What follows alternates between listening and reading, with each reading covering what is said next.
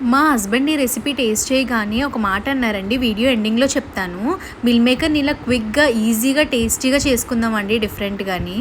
Come on. First అయితే వేడి వాటర్‌లో నానబెట్టుకోండి మిల్ మేకర్‌ని 10 మినిట్స్. తర్వాత చల్లగా అయిన తర్వాత పిండేసుకొని వీడియోలో చూపించినట్టుగా చిన్న చిన్నగా ముక్కలుగా చేసుకోండి. తర్వాత స్టవ్ వెలిగించి దాకపెట్టుకొని ఆయిల్ వేసుకొని ఉల్లిపాయ ముక్కలు, పచ్చిమిరపకాయ ముక్కలు, పసుపు, ఉప్పు వేసుకొని వేయించుకోండి. తర్వాత అల్లం వెల్లుల్లి పేస్ట్, టొమాటోలు వేసుకొని మగ్గనివ్వండి ఒక 2 మినిట్స్. తర్వాత మిల్లీ మేకర్లు వేసేసుకొని కారం వేసుకొని 2 మినిట్స్ కలపండి.